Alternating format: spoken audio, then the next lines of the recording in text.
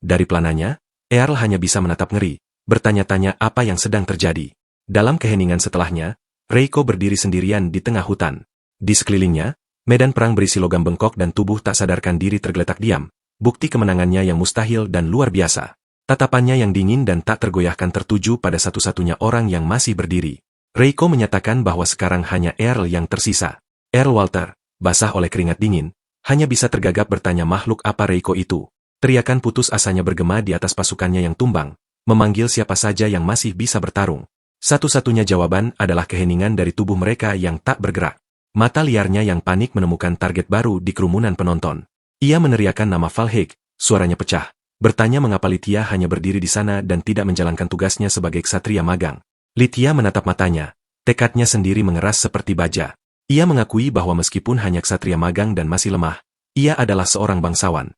Ia melangkah maju, suaranya lantang penuh keyakinan, menegaskan bahwa justru karena itulah ia menolak Earl yang mengarahkan pedang kepada siapapun yang menentang kehendaknya. Lithia menyatakan bahwa itu bukan jenis bangsawan yang ingin ia tiru. Suara tenang memecah ketegangan. Jin menyatakan dengan sederhana bahwa begitulah keadaannya dan menyuruh Earl pergi, karena ia tidak suka diperlakukan seperti penjahat. Earl mendengus, mengancam tidak akan membiarkan Jin lolos. Namun, ancamannya terpotong saat tanah di bawah kudanya meletus dengan retakan yang memekakan telinga, menelan dia dan kudanya bulat-bulat. Mereka mengintip ke tepi jurang yang baru saja digali. Jauh di bawah, bingung dan tanpa senjata, Earl duduk di tengah kotoran dan puing, otoritasnya terkubur bersamanya. Reiko menatap Jin dengan kekaguman, berkomentar bahwa itu seperti yang diharapkan dari ayahnya karena sudah terbiasa menggali. Dari dalam lubang, teriakan teredam Earl mulai terdengar, meminta dikeluarkan. Jin, sementara itu, berbalik ke Reiko dan bertanya apakah para prajurit baik-baik saja. Reiko mengonfirmasi bahwa ia hanya membuat mereka pingsan, membuat Lithia sangat lega. Kemarahan Earl kemudian berubah menjadi ancaman. Ia berteriak kepada Lithia bahwa ia akan melaporkan ini ke ibu kota dan keluarga Lithia di desa ini harus bersiap-siap. Api menyala di mata Lithia. Ia menyatakan mengerti, dan itulah sebabnya ia akan pergi ke ibu kota bersama Earl. Kepala desa melangkah maju diapit oleh yang lain, menyatakan bahwa desa dan konfederasi Raglan juga akan memberikan kesaksian untuk membuktikan ketidakbersalahan Jin. Jin menoleh ke Lithia dengan senyum lembut dan berterima kasih. Air mata menggenang di mata gadis itu. Suaranya tebal dengan emosi saat ia berkata kali ini ia pasti akan melakukannya. Ia memalingkan muka karena malu, merasa semua ini terjadi karena ia tidak bisa mengambil keputusan lebih cepat. Ekspresi Jin melembut. Ia meminta Lithia tidak khawatir dan justru dirinya yang harus meminta maaf. Ia memberikan senyum kecil penuh kepercayaan, menyerahkan sisanya pada Lithia.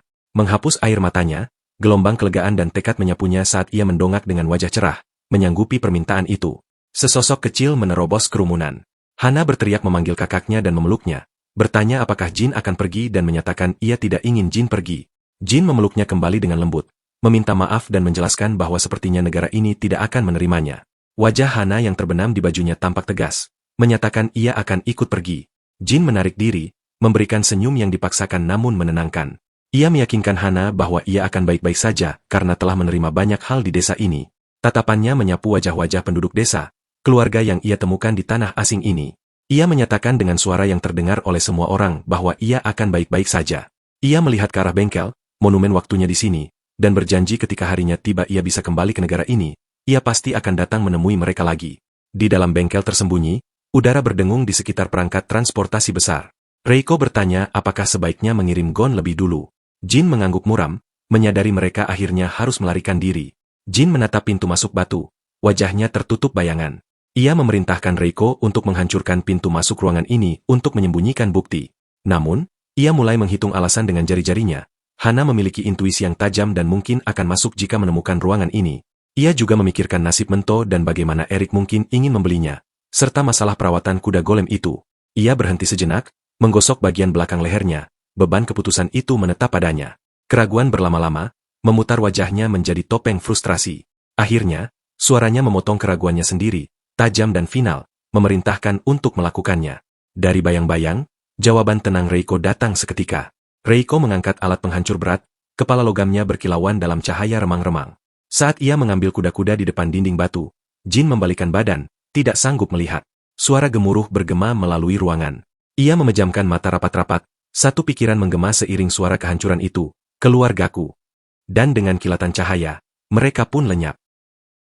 Di ibu kota agung kerajaan Klein, suara raja menggelegar melintasi lantai poles ruang tahta, ditujukan kepada Earl Walter yang berlutut. Raja memotong pembelaan Walter, bertanya apa yang telah ia lakukan. Raja menegaskan ia hanya meminta Walter membawa mereka, bukan memperlakukan mereka sebagai penjahat. Raja menghela napas, bersyukur para prajurit tidak terluka, tetapi menyayangkan karena insiden ini ia tidak bisa lagi meminta Jin untuk melayani kerajaan. Kata, melayani, membuat Walter terkesiap, sementara Lithia memandang tak percaya. Raja melanjutkan tanpa gentar, menyatakan tidak mengherankan mengingat kekuatan luar biasa Jin. Tatapan Raja beralih ke ksatria muda itu, meminta Lithia untuk membawa Jin kepadanya karena mereka tampak dekat. Lithia meminta maaf sambil menundukkan kepala, menjelaskan bahwa Jin tidak memberitahu siapapun di desa Kaina tentang keberadaannya. Raja mempertimbangkan hal ini, lalu meminta jika Lithia bertemu Jin lagi, sampaikan bahwa Raja ingin ia melayani kerajaan dan akan memberinya posisi pengrajin sihir kerajaan jika setuju. Mata Lithia membelalak. Posisi itu berarti Jin akan menjadi bangsawan. Senyum menyentuh bibir Raja, mengonfirmasi dan mengandalkan Lithia. Ia kemudian menyuruh Lithia pergi dan menyampaikan pesan kepada warga desa Kaina bahwa ia akan mengabaikan pemberontakan kepala desa kali ini, tetapi meminta laporan segera jika Lithia menemukan orang berbakat luar biasa lagi. Setelah pintu ruang tahta tertutup, ekspresi ramah Raja lenyap. Ia menoleh ke Earl yang masih berlutut, menanyakan mengapa Walter membuat kesalahan seperti itu. Walter tetap menunduk, menjelaskan ketakutannya akan kekuatan golem yang muncul secara acak dan ingin mengendalikannya, mengakui kesalahannya karena terburu-buru tanpa bukti. Namun, ia memperingatkan tentang gadis yang bersama Jin, yang lebih tepat disebut sesuatu yang tampak seperti gadis, sebagai ancaman yang lebih besar daripada golem biasa, dan menduga Jin yang dipatuhi gadis itu juga bukan manusia biasa. Raja mengelus jenggotnya dengan kilatan perhitungan di matanya. Ia tidak peduli apakah Jin penjahat atau orang bodoh. Ketika Walter bingung, Raja menjelaskan tentang pompa dan kompor buatan Jin yang bisa meningkatkan kehidupan kerajaan, tetapi itu hanya masalah sekunder. Raja mengepalkan tangannya, suaranya rendah dan intens, menyatakan bahwa yang ia inginkan adalah kekuatan Jin.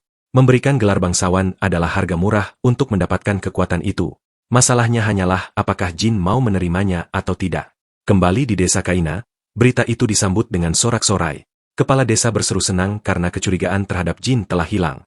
Lithia membenarkan, meski senyumnya tidak sampai ke mata saat melihat ke arah bengkel kosong. Seseorang bertanya kemana perginya Jin dan bagaimana keadaan Hana. Seorang wanita menjawab dengan senyum sedih bahwa Hana berada di bengkel sejak kejadian itu. Lithia bergegas ke bengkel, baju besinya berdenting di ruang sunyi itu. Ia membangunkan Hana yang tertidur, bertanya apakah gadis itu baik-baik saja. Hana bergumam bahwa ia hanya tertidur setelah melihat-lihat banyak barang. Lithia berlutut dengan simpati, menduga Hana mengkhawatirkan Jin. Namun, Hana menggelengkan kepala dengan tegas. Lithia mengaku bahkan dirinya merasa gelisah. Hana berdiri dengan senyum percaya diri, yakin Jin pasti akan pulang karena banyak pekerjaan yang belum selesai, seperti alat setengah jadi dan bahan yang belum terpakai, serta perawatan mento. Selain itu, Hana menyatakan dengan senyum berseri-seri sambil meraih ruang kosong di depannya, Jin telah berjanji mereka akan bertemu lagi. Helaan napas berat lolos dari bibir Jin. Ia telah dibawa kembali ke laboratorium, tempat yang seharusnya terasa seperti pulang ke rumah. Namun saat menatap struktur bangunan yang menjulang dan sunyi itu, rasa gelisah menetap. Tidak ada apa-apa, hanya kekosongan yang meresahkan. Dari balkon tinggi, mereka mensurvei hutan liar yang luas di bawah, lautan hijau lebat yang bertemu dengan samudra bergolak di kejauhan. Reiko menjelaskan dengan suara stabil bahwa di pulau ini hanya laboratorium ini yang dipertahankan selama 1000 tahun. Jin tergagap kaget, baru tahu kalau laboratorium ini ada di sebuah pulau. Saat berjalan melalui koridor steril, kegelisahan Jin bertambah. Bertanya apakah ada orang lain di pulau ini. Reiko menjawab tidak ada siapapun selain ayah. Pikiran untuk kembali ke desa Kaina muncul, tetapi Reiko dengan tegas menyatakan mereka belum bisa kembali. Jin bergumam meminta Reiko tidak membaca ekspresinya. Perhatiannya beralih, mengesampingkan manusia. Reiko menyebutkan mereka memiliki banyak golem. Kata-kata itu memicu ingatan Jin tentang tumpukan automata rusak yang ia lihat sebelumnya. Mereka pergi memeriksanya di gudang yang udaranya terasa basi dan terabaikan. Jin mengamati tempat itu tampak lebih berdebu daripada terakhir kali. Reiko menjelaskan bahwa karena ia mencari ayah, beberapa bulan terakhir, laboratorium ditinggalkan sendirian. Mereka berdiri di depan kuburan automata, anggota tubuh logam mereka bengkok dan patah. Jin merenung bahwa dengan laboratorium sebesar ini, pasti ada lebih banyak orang dulu. Namun, Reiko menggelengkan kepala, mengatakan tidak ada yang menggunakan fasilitas ini selain ibu. Jin memungut kepala golem yang terlepas, memutarnya di tangan, berkomentar bahwa hidup sendiri pasti tidak nyaman. Reiko mengakui ia tidak tahu alasannya, tetapi, ibu, memang hidup sendirian. Jin menatap mata golem yang tak bernyawa itu, menggumamkan nama itu dengan suara keras, Adriana Barbara Jedi. Ia bertanya-tanya apa yang ada di pikiran wanita itu saat membangun fasilitas ini untuk ditinggali sendirian. Perlahan, senyum merekah di wajah Jin, mengusir ketidakpastian. Bagaimanapun, ia tidak bisa membiarkan laboratorium itu begitu saja. Ia menoleh ke arah rekannya, Reiko, yang matanya berbinar dan menjawab dengan penuh semangat. Ya. Mencondongkan tubuh di atas meja yang dipenuhi cetak biru dan dikelilingi oleh automata setianya, Jin memaparkan visinya. Maka, dimulailah rencana pengembangan laboratorium tersembunyi mereka. Rencana ini bertujuan untuk meningkatkan dan memelihara fasilitas serta sekitarnya sebagai bentuk penghormatan kepada master yang meninggalkannya. Langkah pertama adalah yang paling praktis. Karena persediaan makanan dari desa Kaina mulai menipis, mereka harus mengamankan lingkungan sekitar agar bisa mandiri.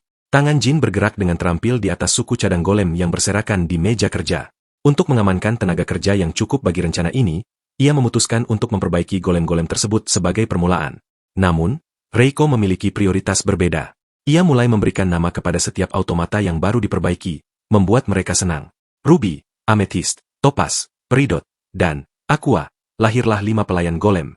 Perkenalan mereka memicu perdebatan di antara golem tempur yang lebih besar tentang siapa yang paling favorit, sementara Reiko diam-diam mendukung Amethyst dan Aqua. Jin memperhatikan pemandangan itu dengan wajah lelah, mengingatkan bahwa mereka adalah pelayan, bukan idola, meskipun akhirnya membiarkan mereka bersenang-senang. Rasa penasaran Reiko terpancing oleh proyek baru Jin. Ia mencondongkan tubuh di atas bahu ayahnya, bertanya tentang komponen automata bersayap yang tersebar di meja. Jin menjelaskan bahwa ia ingin membuat golem yang bisa memantau pulau dari langit. Reiko menatap potongan-potongan itu, bertanya dengan skeptis apakah benda itu bisa terbang. Jin mengelus badan pesawat yang berkilauan itu. Ia menjelaskan penggunaan perak ringan untuk mekanisme eksterior dan interior. Dengan memantau dari atas, mereka bisa memahami medan geografis secara umum dan membuat peta untuk pemeliharaan pulau. Ia berencana memprogram autopilot dan transkripsi perekaman gambar ke dalam Magi Crystal, serta mentransfer gambar yang direkam secara langsung. Tiba-tiba, ia bertanya-tanya apakah benda itu akan bekerja dengan kekuatan Reiko. Di tebing yang menghadap ke laut, Reiko mengambil kuda-kuda. Dengan teriakan kuat, terbang. Ia melemparkan glider golem itu ke udara dengan lonjakan energi sihir. Pesawat itu menangkap angin. Tubuh peraknya membelah udara dengan bersih saat mulai naik di atas pulau. Reiko terkesima melihatnya benar-benar terbang. Jin tersenyum lega. Senang model pesawat buatannya berhasil mengudara. Saat pesawat itu meluncur kembali, Reiko menangkapnya dengan mudah. Jin memberinya nama glider golem karena saat ini hanya bisa meluncur, tetapi ia berencana membuat baling-baling suatu saat nanti. Tiba-tiba, Amethyst, salah satu pelayan baru, menyela dengan sopan. Ia melaporkan tentang sumber makanan tuannya. Jin bertanya apakah ada makanan yang terlihat bisa dimakan. Amethyst menunjukkan bungkusan kain besar yang berisi buah-buahan berwarna-warni yang tampak familiar. Wajah Jin berseri-seri lega saat melihat jeruk, persik, dan apel, menyatakan bahwa buah-buahan itu mungkin aman.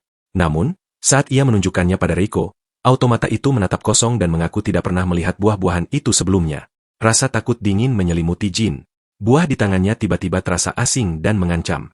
Ia lupa bahwa ini adalah dunia lain. Meski penampilannya sama, belum tentu makanannya sama. Pelayan lain mengonfirmasi ketakutan itu, mengingatkan bahwa para golem tidak perlu makan. Jadi mereka tidak tahu apakah buah itu beracun. Tatapan Jin mengeras dengan tekad. Ia membelah salah satu buah. Dagingnya berkilauan. Peluangnya 50-50. Sebelum ada yang bisa mencegahnya, ia memasukkan sepotong ke mulutnya. Reiko berteriak kaget. Setelah hening sejenak yang menegangkan, mata Jin terbuka dengan ekspresi senang. Enak. Ini jeruk. Umumkannya.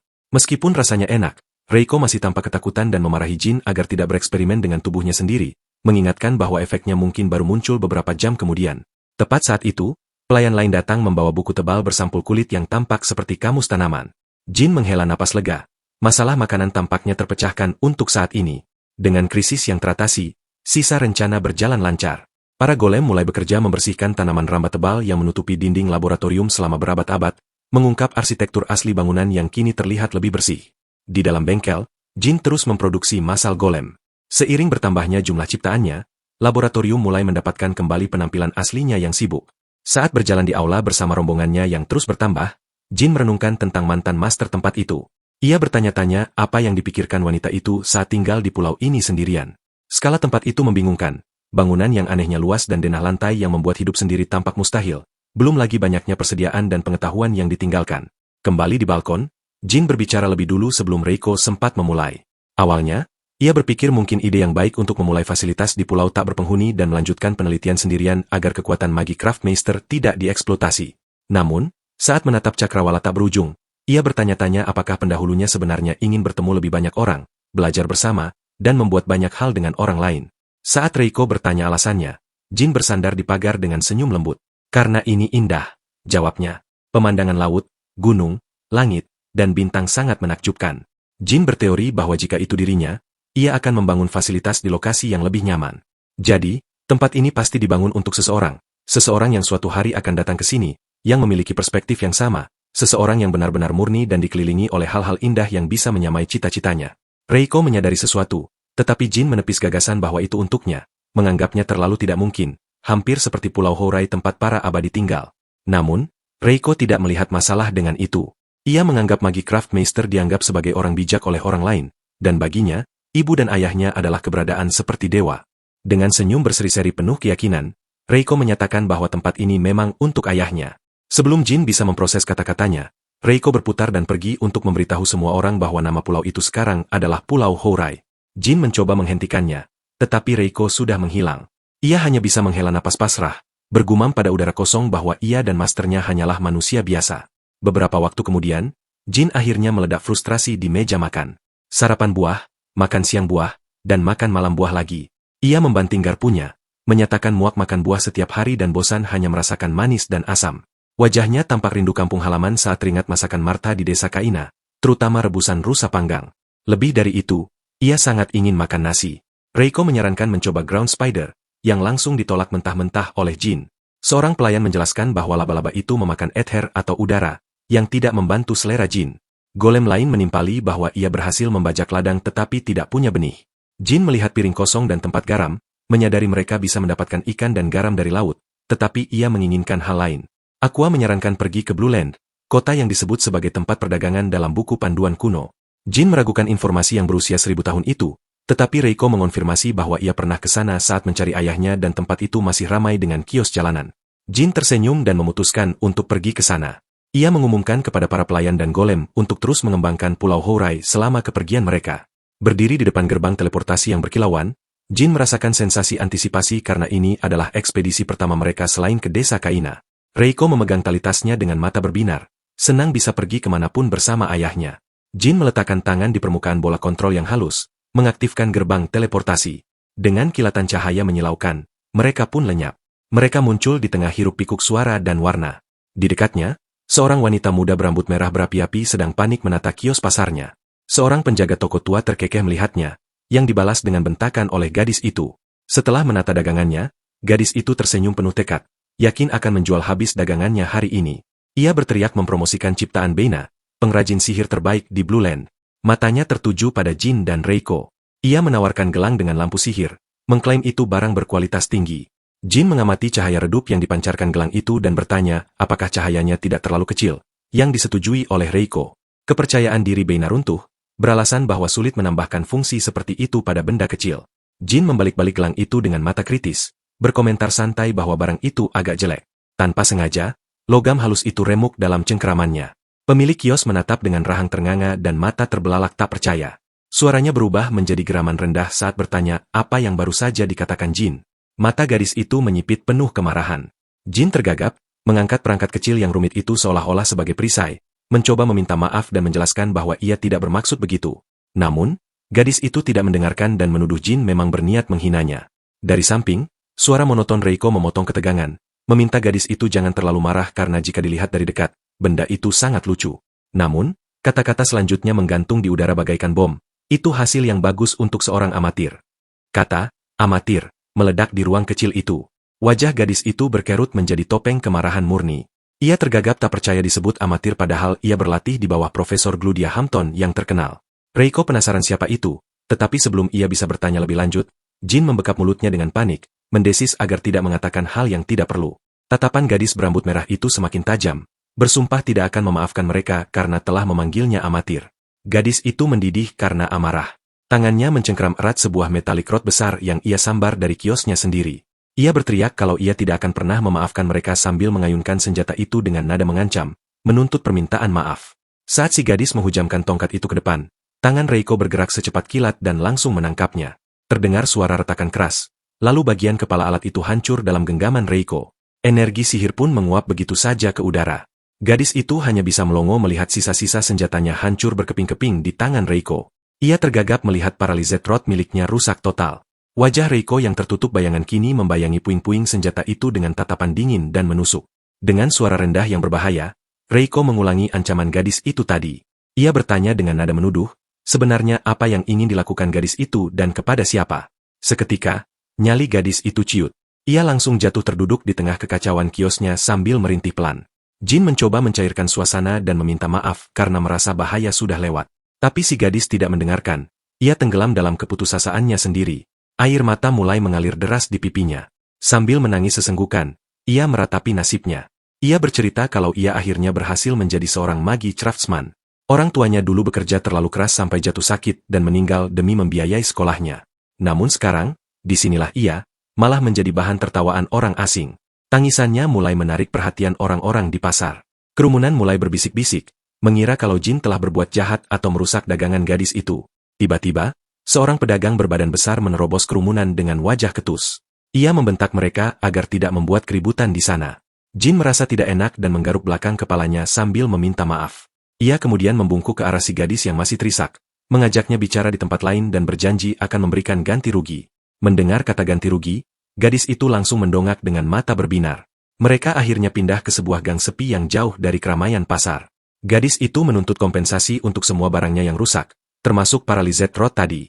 Sambil bersedekap, ia juga meminta maaf karena sempat menodongkan senjata berbahaya, meski ia masih melirik ngeri ke arah Reiko yang masih tampak menyeramkan. Jin mengangguk paham. Namun saat membahas ganti rugi untuk tongkat sihir yang berharga itu, Jin tampak bingung karena ia tidak punya uang. Ia menawarkan diri untuk memperbaikinya saja. Gadis itu mengejek, katanya alat itu tidak mudah diperbaiki. Ia sendiri bahkan harus membelinya karena tidak sanggup membuatnya.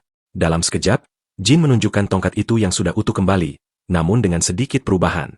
Jin menjelaskan karena bahannya dari kayu, ia tidak bisa mengembalikannya ke bentuk semula, tapi ia meningkatkan efisiensi konduksi listriknya agar penggunaan MP, Magic Power, jadi lebih hemat. Jin bahkan memperbaiki Magic Formula pada alat tersebut. Saat Jin berpamitan untuk pergi, gadis itu berteriak kaget. Kemarahannya hilang, berganti dengan rasa takjub yang luar biasa. Ia menyadari kalau Jin juga seorang magi craftsman. Jin mengakuinya dengan santai. Gadis itu akhirnya paham kenapa Jin menyebut karyanya payah. Dengan kemampuan sehebat itu, wajar jika Jin menilainya rendah. Tiba-tiba, mata gadis itu berbinar penuh ambisi. Ia mengajak Jin untuk bekerja sama mencari keuntungan besar. Meski Jin langsung menolak, gadis itu terus memohon sambil bergelantungan pada Jin. Ia berjanji akan mengenalkan Jin pada toko-toko bagus dan membagi keuntungan sama rata. Ia mengaku sangat butuh uang sebagai magi craftsman demi keluarganya, bahkan sampai rela membuang harga diri. Namun di detik berikutnya, ia malah berteriak penuh semangat soal harga diri, kemewahan, dan ketenaran. Reiko hanya bisa menatap datar, sementara Jin menghela napas melihat sifat serakah gadis itu. Akhirnya Jin setuju untuk memberikan sedikit saran asalkan gadis itu menunjukkan toko yang bagus. Gadis itu langsung girang dan memperkenalkan diri sebagai Vina. Jin pun memperkenalkan dirinya dan Reiko. Vina membawa mereka melewati jalan-jalan tikus kota menuju sebuah bangunan kayu dan bata yang sederhana. Jin bertanya apakah ini bengkelnya. Vina membenarkan dengan bangga, meski Reiko berkomentar pedas kalau tempat itu bahkan lebih buruk dari desa Kaina. Jin buru-buru menyuruh Reiko diam agar tidak menyinggung perasaan Vina. Pandangan Jin tertuju pada sebuah lentera kaca di meja kerja. Saat Vina memintanya memberikan saran agar barang-barangnya laku keras, Jin mulai memeriksa lentera itu dengan serius. Menurut Jin, semua produk Vina setengah matang. Strukturnya buruk karena Vina hanya fokus pada tampilan luar, sehingga lampunya tidak cukup terang. Jin menyalakan alat itu. Muncul sebuah penghalang sihir tipis di sekitarnya. Jin menjelaskan kalau alat pelindung ini gagal menarik kekuatan yang diperlukan dari Magic Stone. Saat Jin mengetuknya dengan palu kecil, penghalang itu bergetar hebat. Vina berargumen kalau ia bisa memasang batu sihir yang lebih besar, tapi Jin membantahnya karena harganya akan jadi terlalu mahal bagi pembeli. Jin mengeluarkan sebuah tablet bercahaya yang menampilkan magi formula dari barang tersebut. Ia menunjukkan kalau Vina kehilangan 50% efisiensi konduksi karena cara penulisan rumusnya yang salah. Tapi masalah terbesarnya adalah kejelasan fungsi. Jin menjelaskan bahwa seorang perajin harus spesifik. Misalnya, apakah lampu itu untuk di dalam atau luar ruangan? Tergantung tujuannya, jumlah cahaya dan dimensinya akan berubah. Begitu juga dengan pengaturan MP. Vina mencatat semua penjelasan Jin dengan panik. Jin terus menekankan bahwa mereka sebagai magi craftsman tidak boleh cepat puas. Vina tampak linglung dan akhirnya mengaku kalau ia sama sekali tidak paham karena Profesor Hampton tidak pernah mengajarkan hal-hal seperti itu. Reiko penasaran siapa orang itu, tapi Jin hanya bisa memijat pelipisnya. Akhirnya, Jin memutuskan untuk mengajarinya dari awal, termasuk soal dimensi dan cara mengatur magi formula. Berjam-jam berlalu. Vina terus mencatat dengan penuh tekanan sampai ia merasa otaknya mau pecah. Saat hari mulai gelap, Vina meminta izin untuk memberi makan adik laki-laki dan perempuannya. Jin terkejut mendengar Vina punya adik, dan akhirnya mereka semua pergi ke rumah Vina yang kecil dan tampak usang. Dua anak kecil berlari menyambut Vina. Mereka adalah Ran dan Nana. Vina memperkenalkan Jin dan Reiko sebagai teman kerja. Saat Jin memperhatikan kedua anak itu, ia melihat ada yang tidak beres. Ada bintik merah di lengan mereka dan gusi mereka tampak tidak sehat. Jin bergumam kalau itu adalah gejala scurvy, sariawan usus, kekurangan vitamin C. Vina langsung panik dan sedih. Ia mengaku ingin membawa mereka ke healer, penyembuh, tapi ia tidak punya uang. Jin mencoba menenangkan dengan mengatakan itu bukan bidangnya. Tapi ia menyarankan agar anak-anak itu diberi makanan bergizi tinggi. Vina bertekad akan mencari uang untuk mengobati mereka. Saat Vina ke dapur, Jin berbisik kepada Reiko untuk mengambil lebih banyak buah yang mereka bawa. Reiko langsung mengerti dan menghilang sekejap untuk mengambil persediaan buah. Tak lama kemudian, Vina menyadari Reiko hilang. Jin menjelaskan dengan tenang kalau Reiko adalah seorang automatin, yang membuat Vina melongo tak percaya. Sambil makan sup sayur sederhana, Jin memuji masakan Vina. Ia kemudian menyadari kalau kualitas sayuran yang dimakan Vina buruk dan harus direbus sampai vitaminnya hilang. Itulah sebabnya anak-anak itu kekurangan nutrisi. Tiba-tiba Reiko kembali membawa keranjang besar berisi buah-buahan segar yang cantik. Vina dan adik-adiknya terperangah. Reiko mengeluarkan buah pelica, atau yang dikenal sebagai royal fruit, buah kelas atas yang bahkan jarang dimakan bangsawan. Ada juga buah shim dan apple. Awalnya Vina ragu, tapi Reiko langsung memotong-motong buah itu. Begitu mencicipinya, anak-anak itu sangat gembira karena rasanya sangat manis dan lezat. Vina bahkan sampai meneteskan air mata bahagia. Dengan tekad baru, ia berjanji tidak akan mengembalikan buah itu dan akan memakannya sampai habis. Keesokan harinya, dengan konsentrasi penuh, Vina mencoba mengalirkan mananya untuk membentuk bahan mentah di depannya. Zat gelap mulai naik, terjalin dengan sihir yang mulai membentuk pola. Namun, kontrolnya goyah sejenak. Struktur yang rumit itu runtuh dan meleleh menjadi gumpalan tak berguna di atas meja. Fokus, Vina. Fokus, seru Jin yang berdiri tepat di samping gadis itu. Ia memperingatkan bahwa satu sel saja salah, maka seluruh hasil karyanya tidak akan presisi. Vina mengerang frustrasi dan mengangkat tangannya ke udara. Ia mengeluh kalau pekerjaan ini benar-benar melelahkan sebelum akhirnya terkulai lemas di meja kerjanya. Jin kemudian bertanya dengan lembut, sebenarnya apa yang ingin ia buat? Vina mengaku bingung karena tidak tahu apa yang sedang dibutuhkan atau diinginkan orang-orang, meski ia bisa dengan cepat memikirkan apa yang ia inginkan sendiri. Jin tersenyum dan berkata bahwa tidak ada salahnya membuat sesuatu untuk keinginan pribadi. Mata Vina kemudian tertuju pada semangkuk apel pelica segar di atas meja, dan seketika ide liar muncul di kepalanya. Dengan tatapan serakah, ia berhayal ingin membuat dompet yang bisa mengeluarkan uang tak terbatas atau tongkat sihir yang bisa menyembuhkan segala penyakit. Jin hanya menanggapi datar dan menyuruhnya membuat hal itu jika memang sanggup. Bahu Vina merosot. Ia bergumam kalau itu tadi cuma bercanda. Jin mulai memikirkan langkah selanjutnya yang lebih praktis. Ia menunjuk buah apel tadi dan menjelaskan bahwa buah itu akan busuk dalam 3 hari. Jin mengusulkan ide tentang pengawetan makanan. Vina mulai memikirkan cara tradisional seperti pengeringan, pengasinan, atau pengasapan. Jin memancing ide tentang pendinginan. Vina mulai paham, tapi ia ragu jika apel pelica dikeringkan karena rasanya pasti berubah. Jin memberikan petunjuk bahwa di negara bersalju, orang-orang hanya perlu mengubur makanan di dalam salju. Seperangkat kristal es muncul di telapak tangan Vina, namun ia sadar penggunaan sihir es terus-menerus akan memakan banyak mana. Apalagi wilayah ini hangat, es pasti cepat mencair. Jin bersedekap dan menjelaskan prinsip sainsnya. Mereka tidak perlu membekukan makanan secara langsung, asalkan wadahnya terlindungi, es tidak akan cepat mencair karena udara dingin akan turun ke bawah. Jika wadahnya dirancang dengan benar, alat itu pasti bekerja. Mata Vina berbinar. Ia mulai mencoret-coret buku catatannya dengan cepat. Ia merancang wadah luar dari kayu, sementara bagian dalamnya menggunakan tembaga karena bersifat konduktif secara magis. Setelah mengerahkan sihirnya, sebuah kotak tinggi terisolasi terwujud di depan mereka. Vina berdiri berkacak pinggang dengan bangga, sementara Jin tampak terkesan. Aku berhasil. Aku membuatnya. Sorak Vina sambil mengepalkan tangan, merasa dirinya sangat hebat. Jin tertawa kecil dan menyebut benda itu sebagai refrigerado, kulkas. Namun, perayaan Vina terhenti saat ia menyadari bahwa ia meminjam Magic Stone, batu sihir, ukuran besar milik Jin sebagai sumber energinya. Jin tidak keberatan dan berkata Vina bisa membayarnya nanti setelah alat itu laku terjual. Tiba-tiba, suara datar Reiko dari pintu mengejutkan Vina. Reiko bertanya dengan tenang berapa harga jual alat tersebut. Vina membusungkan dada dan berkata akan menjualnya dengan harga terjangkau. Namun seketika wajah Vina pucat pasi. Ia berteriak histeris saat menyadari sesuatu yang mengerikan. Ia tidak akan bisa menjualnya. Reiko menjelaskan bahwa ia sudah mengecek harga di pasar kemarin. Magic Stone sekecil ujung jari saja harganya sudah 1000 tur. Jin mencoba mengonversi nilai tersebut. Jika satu tur sekitar 10 yen, berarti 1000 tur adalah 10.000 yen. Padahal satu tangkup roti hanya seharga 10 tur. Melihat ukuran batu sihir raksasa yang dipakai di kulkas itu, Jin setuju kalau benda itu tidak mungkin laku dijual ke masyarakat umum. Vina membenturkan kepalanya ke meja, meratapi karyanya yang sia-sia. Akhirnya Jin memberi solusi agar Vina memakai sendiri kulkas itu untuk sementara sambil mencari pembeli kaya nantinya. Saat makan siang sederhana, Jin menatap rebusan di mangkuknya dan berpikir mereka harus membuat produk yang lebih cocok untuk rakyat jelata, sesuatu yang murah dan cepat dibuat. Jin mengernyit merasakan tekstur jagung yang sangat keras di supnya. Vina menjelaskan dengan malu-malu kalau itu adalah jagung jenis termurah di pasar. Namun, tekstur keras itu justru memicu ide di kepala Jin. Ia langsung berdiri, menyambar satu karung biji jagung, dan meminjam panci milik Vina. Meskipun Vina panik karena pancinya digunakan secara sembarangan, Jin tetap lanjut dan meminta Reiko menyiapkan Electric Magic Stone, batu sihir listrik. Jin memasukkan biji jagung ke dalam panci. Vina dan anak-anak memperhatikan dengan cemas. Jin menyalurkan energinya ke alat tersebut dan memberi perintah mulai. Tiba-tiba, suara letupan keras terdengar dari dalam panci. Vina memeki kaget dan langsung melindungi anak-anak. Saat suara letupan mereda, panci itu sudah penuh dengan gumpalan putih empuk. Jin merentangkan tangan dengan bangga dan mengumumkan keberhasilannya. Vina melongo, bingung bagian mana yang dianggap sukses. Jin menyodorkan semangkuk benda putih itu, popcorn, jagung berondong. Ia menjelaskan bahwa ini makanan umum di kampung halamannya. Vina sempat ragu dan melarang anak-anak memakannya, tapi Ran dan Nana sudah terlanjur mencicipinya dan berteriak kegirangan karena rasanya enak dan gurih. Setelah mencobanya sendiri, mata Vina membelalak.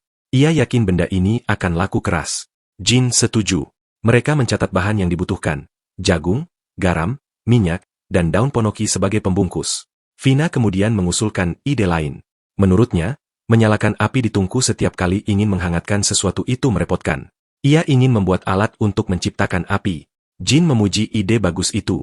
Meski Vina sempat ragu soal modal untuk membeli banyak Fire Magic Stone, batu sihir api, Jin langsung memberikan sekantong kecil batu sihir sisa dari desa Kaina. Vina sangat terharu dan berjanji akan membayar utangnya. Ia pun langsung berlari ke bengkel untuk membuat prototipe. Beberapa waktu kemudian, deretan alat baru dengan lambang api sudah tertata di konter. Jin menyebutnya Lichter, korek api. Vina berdoa dengan khusyuk agar barang-barang mereka laku. Mereka pun membuka kedai. Mesin popcorn mulai bekerja dengan suara letupan berirama yang menarik perhatian orang-orang di pasar. Kerumunan mulai berkumpul karena penasaran. Vina mulai berteriak menawarkan popcorn kepada para pejalan kaki. Ia menjelaskan teksturnya yang renyah dan aromanya yang gurih. Sebagai demo, ia menyuruh Reiko memakannya. Dengan wajah datar seperti biasa, Reiko bergumam kalau rasanya sangat enak. Aroma jagung bakar mulai menyebar. Seorang pemuda maju dan membeli satu bungkus seharga 5 tur. Begitu mencicipinya, matanya membelalak kaget dan ia langsung memesan 2 bungkus lagi. Seketika, semua orang berebut ingin membeli. Kedai mereka pun ramai oleh orang-orang yang mengunyah dengan lahap. Bahkan seorang kakek sampai menangis haru karena kelezatannya. Pelanggan lain mulai melirik Lichter di meja. Jin mendemonstrasikannya dengan menekan tombol hingga muncul api kecil yang stabil. Alat itu langsung ludes terjual seharga 50 tur per buah. Setelah dagangan habis, Vina terkulai di kursi dengan lega. Ini pertama kalinya ia berjualan sebanyak itu. Namun, ia mengaku bahwa melihat wajah bahagia para pelanggan juga membuatnya ikut senang. Ia pun berterima kasih dengan tulus kepada Jin. Jin menjawab dengan lembut agar Vina menyimpan rasa terima kasihnya sampai Nana dan Ran sembuh. Mereka pun merayakan keberhasilan itu dengan membeli banyak makanan enak. Jin pun berbisik kalau ia sangat ingin makan nasi. Kembali ke laboratorium, Jin menata tumpukan futon, kasur lantai, yang empuk. Reiko bertanya apakah itu dibuat dari benang Grand Caterpillar, ulat besar. Jin membenarkannya dan menjelaskan bahwa menggunakan benang Grand Spider, laba-laba besar, akan terlalu berlebihan. Jin membuat kasur itu khusus untuk Nana dan Ran, sementara sisanya disiapkan untuk tamu. Namun, Jin tiba-tiba ragu apakah akan ada tamu yang datang ke laboratoriumnya yang penuh rahasia ini. Sambil menatap pintu laboratorium yang berat, ia bergumam bahwa jika memungkinkan, ia ingin membangun sebuah rumah yang layak. Jin berbicara dengan nada rendah, menjelaskan bahwa seperti tambang sumber daya bawah tanah, mereka tidak boleh membiarkan pasar mengetahui keberadaannya. Dengan ekspresi serius, Jin menegaskan bahwa meskipun ia membawa seseorang ke tempat itu, ia harus dengan hati-hati memisahkan mana informasi yang boleh diketahui dan mana yang tidak. Tentu saja, penemuan pribadinya benar-benar terlarang bagi orang luar. Jin kemudian menatap Reiko dengan senyum penuh harap dan mengatakan bahwa ia mengandalkannya. Reiko mengangguk mantap dan berjanji akan segera membangunnya. Sambil beranjak menuju kamarnya, Jin mengingatkan bahwa besok mereka akan menemui Vina, jadi ia meminta Reiko bangun lebih pagi untuk menyiapkan futon. Setelah pintu tertutup, Reiko menghela napas dengan tatapan rindu, membayangkan berendam di onsen, pemandian air panas, milik Toka. Namun rasa rindu itu segera hilang, berganti dengan tekad yang kuat. Ia mengepalkan tangan dan berseru di lorong yang kosong bahwa ia pasti akan berguna bagi ayahnya.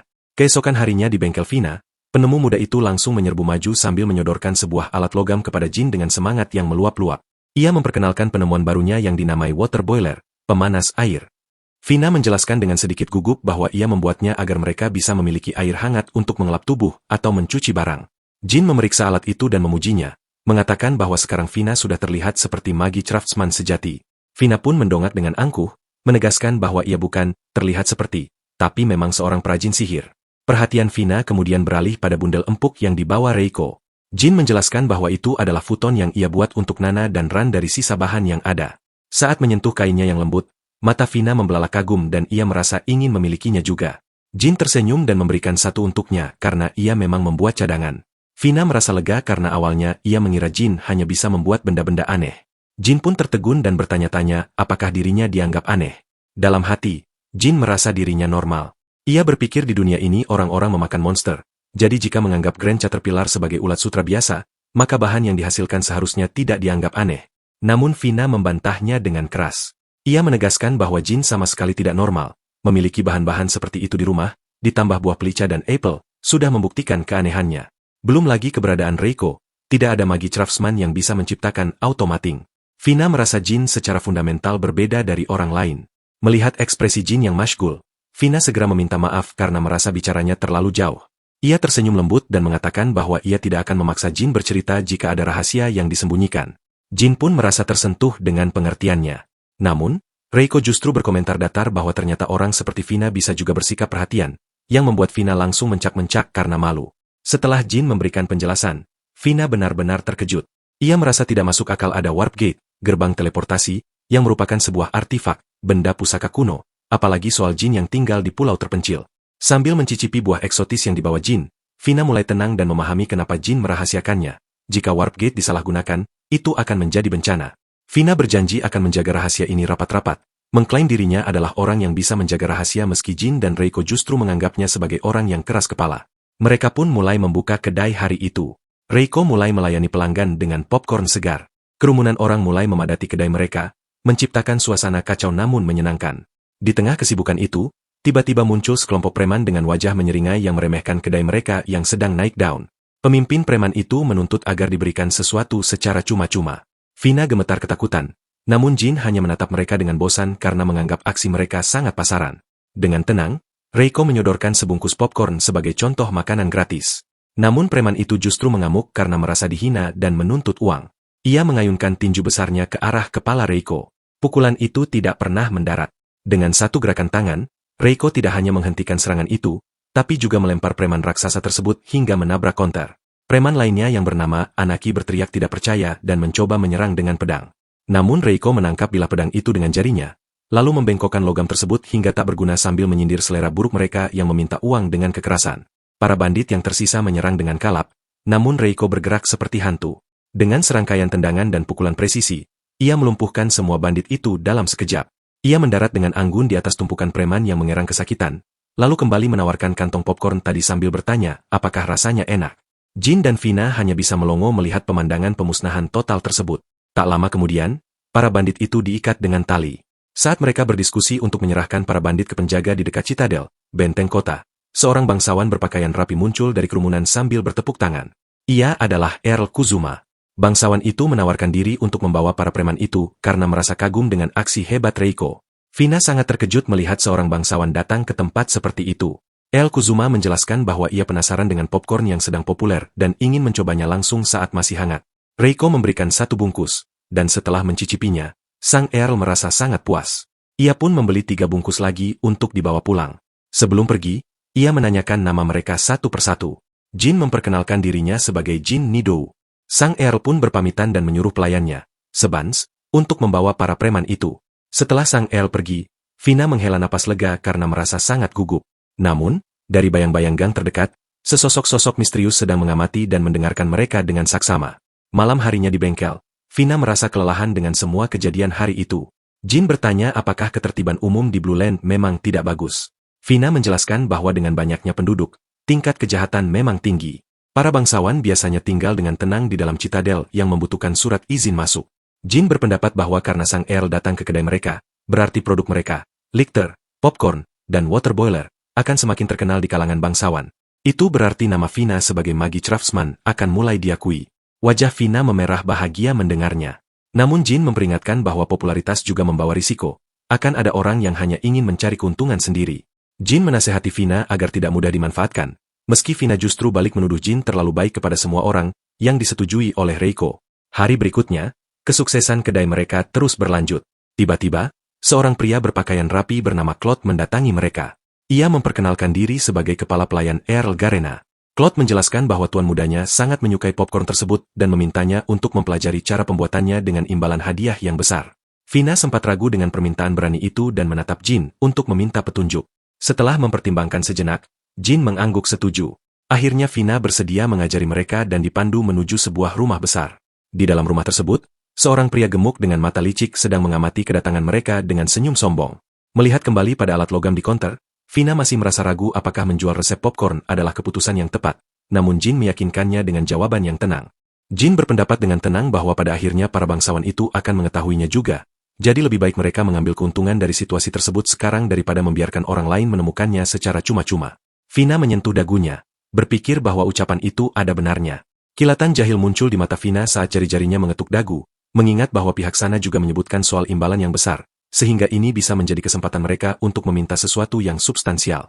Jin menatapnya dengan lelah dan memperingatkan agar Vina tidak membiarkan keserakahan menguasai dirinya, karena hal itu hanya akan mengundang masalah. Vina mengibaskan tangannya dengan santai. Seringai lebar merekah di wajahnya seraya berkata bahwa ia hanya bercanda karena motonya tetaplah berpihak pada rakyat jelata. Ekspresi wanita itu kemudian melembut saat ia meminta tolong kepada Jin untuk menjaga Nana dan Ralt selama ia pergi. Jin mengangguk dan menyanggupi permintaan tersebut. Dengan suara cambuk yang memecah udara, kereta kuda bangsawan itu melaju kencang, mengepulkan debu saat membawa Vina menuju perkebunan Count. Jin berdiri di jalan, memandangi kereta gelap itu menjauh hingga hanya menjadi siluet di tengah alun-alun kota yang berkabut. Gurat kekhawatiran samar muncul di dahi Jin saat ia bergumam pelan, lebih kepada dirinya sendiri daripada kepada Reiko yang ada di sebelahnya, berharap wanita itu tidak mengacaukan segalanya. Selama Vina pergi, Jin dan Reiko menyibukkan anak-anak dengan menunjukkan berbagai pernak-pernik dan barang dagangan yang mereka miliki. Hari berganti menjadi malam. Setelah menyantap roti segar yang sederhana, keluarga kecil itu bersiap istirahat sementara kesunyian malam semakin menyelimuti rumah mungil mereka. Berdiri di samping meja kasir, Jin melipat tangannya dengan pandangan menerawang, merasa bahwa kepulangan Vina sudah terlalu terlambat. Reiko menatapnya dan berbagi kekhawatiran yang sama. Mata Jin beralih ke barang-barang di meja mereka, yaitu pemantik api dan popcorn. Ia merasa barang-barang itu memang unik, tetapi sulit membayangkan seorang bangsawan akan begitu tertarik pada benda-benda tersebut, karena lebih masuk akal jika digunakan oleh rakyat jelata yang memiliki keterbatasan makanan dan sumber daya. Jin menoleh ke Reiko dengan kening berkerut, menduga bahwa tujuan sebenarnya dari para bangsawan itu adalah untuk menilai keterampilan dan teknologi Vina. Reiko mengangguk perlahan, setuju bahwa itu adalah pengamatan yang bagus. Tiba-tiba, suara baru yang halus dan terukur memotong pembicaraan mereka, mengatakan bahwa jika itu dirinya, ia juga ingin melihat karakter pembuatnya. Jin menoleh dan terkejut melihat Earl Kuzuma berdiri di sana. Sang Earl menjelaskan bahwa ia datang jauh-jauh ke sana karena Jin tidak ada di kios biasanya, namun tampaknya Vina juga tidak ada di tempat. Jin menjelaskan bahwa Vina pergi ke perkebunan Earl Garana. Earl Kuzuma menyentuh dagunya dengan mata sedikit menyipit, menyadari bahwa ia kalah cepat dari Earl Garana. Tatapan Sang Earl bertemu dengan Jin, lalu ia menawarkan untuk melakukan pembicaraan bisnis dengannya sebagai gantinya. Jin mengerjap, terkejut dengan tawaran pembicaraan bisnis tersebut. Saat mereka duduk, Sang Earl dan ajudannya melihat sekeliling toko yang sederhana itu. Ajudan tersebut berkomentar bahwa tempat itu cukup sempit, yang ditanggapi dengan kekahan setuju oleh Sang Earl. Jin mengerutkan kening dan meminta agar mereka tidak mengatakan hal itu di depan Vina. Reiko masuk membawa piring berisi irisan apel sebagai camilan. Sebas, sang ajudan tua, segera melangkah maju mengambil garpu dan menyatakan perlunya melakukan tes racun pada apel tersebut. Saat Sebas mulai mengunyah irisan apel dengan antusias, Earl Kuzuma menghela napas dan meminta maaf karena Sebas sedikit terlalu paranoid. Jin tersenyum tipis dan memintanya untuk tidak memikirkannya, karena ia juga pernah mengalami hal serupa. Sang Earl tertawa kecil, mengakui bahwa kewaspadaan ajudannya memang agak berlebihan, namun Jin justru merasa mereka harus berterima kasih pada orang-orang seperti itu. Suara kunyahan yang bersemangat memenuhi ruangan hingga Sang Earl melirik ajudannya yang kini secara sistematis menghabiskan isi piring. Earl Kuzuma mengangkat alis dan bertanya, apakah Sebas tidak berlebihan dengan tes racunnya. Ajudan yang tenggelam dalam kebahagiaan kuliner itu menjilati sisa sari buah dari jarinya dengan seruan nikmat yang keras. Sang Earl akhirnya kehilangan ketenangannya dan membentak Sebas. Sebas tersentak, akhirnya menyadari tatapan tajam tuannya, lalu meminta maaf sambil menjelaskan bahwa apel itu didinginkan dan rasanya luar biasa. Kekesalan Earl Kuzuma memudar berganti rasa ingin tahu. Ia mengambil sepotong irisan putih yang renyah dengan garpunya, bergumam bahwa ia belum pernah memakan apel dingin sebelumnya. Begitu menggigitnya, mata sang Earl membelalak kaget karena rasa manis yang dingin dan renyah itu sungguh sebuah pengungkapan rasa baru. Ia memuji rasanya yang luar biasa, lalu pandangannya beralih ke kotak polos besar di sudut ruangan dan bertanya benda apa itu. Jin menjelaskan bahwa alat itu disebut kulkas, sebuah alat sihir yang bisa mendinginkan apapun yang dimasukkan ke dalamnya. Sang Earl menyentuh permukaan dingin alat yang dibuat oleh Vina tersebut. Salah satu anak menyahut sambil memegang buah, menjelaskan bahwa dengan alat ini mereka bisa mengawetkan makanan dalam kondisi segar. Anak yang lain menambahkan bahwa kemampuan mengawetkan makanan bisa menjadi solusi untuk masalah kekurangan pangan dan gizi buruk. Jin mengusap tengkuknya dengan ekspresi malu, menjelaskan masalahnya adalah harga sumber daya yang tinggi membuat alat itu tidak bisa dijual di pasar umum. Earl Kuzuma mengangguk mengerti. Jin melanjutkan bahwa mereka berencana merekonstruksi ulang alat tersebut untuk menekan harga agar rakyat banyak bisa membelinya. Jin menunjuk ke penemuan lain di meja, menjelaskan filosofi mereka bahwa kebahagiaan memiliki banyak bentuk dan alih-alih memborong semuanya sendiri, lebih baik membaginya dengan semua orang. Earl Kuzuma memejamkan mata, meresapi bobot kata-kata tersebut, lalu tersenyum cerah penuh kekaguman dan setuju untuk membeli produk mereka. Sebas membungkuk dan menanyakan tentang pemanas air. Tanpa ragu, Earl Kuzuma memutuskan untuk memborongnya juga. Jin berterima kasih dengan terbata-bata. Sang Earl merasa terharu melihat pengrajin sihir lokal yang berusaha keras membahagiakan semua orang dan meminta mereka terus berkarya. Namun, ekspresi Sang Earl berubah kecut saat ia menggaruk kepalanya, merasa Jin seolah bisa melihat menembus dirinya tentang seseorang yang ingin memborong kebahagiaan. Earl Kuzuma mengubah sikapnya menjadi serius dan mengakui bahwa awalnya ia datang untuk menawarkan Jin menjadi pengrajin sihir eksklusif miliknya, namun ia berubah pikiran. Earl Kuzuma menyatakan dengan muram bahwa ia tidak bisa meminta orang-orang murni seperti mereka untuk menciptakan alat konflik yang tidak suci. Jin tercekat mendengar kata konflik. Membuka gulungan peta, suara Sang Earl merendah dan serius saat menjelaskan bahwa selama setengah tahun terakhir, seseorang telah mengirim golem dan binatang sihir untuk menyerang kerajaan Agora. Ia menunjuk sebuah wilayah di peta, menjelaskan bahwa serangan itu berasal dari wilayah Celoria. Bayangan legiun bersenjata lengkap melintas di benak Jin. Sang Earl menjelaskan itulah sebabnya para bangsawan berlomba mendapatkan pengrajin sihir yang hebat untuk meningkatkan kekuatan melawan golem, binatang sihir, dan pasukan Celoria. Jin menatap ngeri. Wajah Earl Kuzuma semakin masam saat menambahkan bahwa masalahnya bukan hanya invasi asing, tetapi belakangan ini pengrajin sihir bahkan digunakan dalam perebutan kekuasaan internal para bangsawan. Jin akhirnya memahami kepingan teka-teki itu dan menyadari alasan Earl Kuzuma serta Earl Garana mendekati mereka. Sang Earl tidak menyangkalnya, mengatakan tugas mereka adalah melindungi kerajaan dengan menyiapkan tenaga kerja.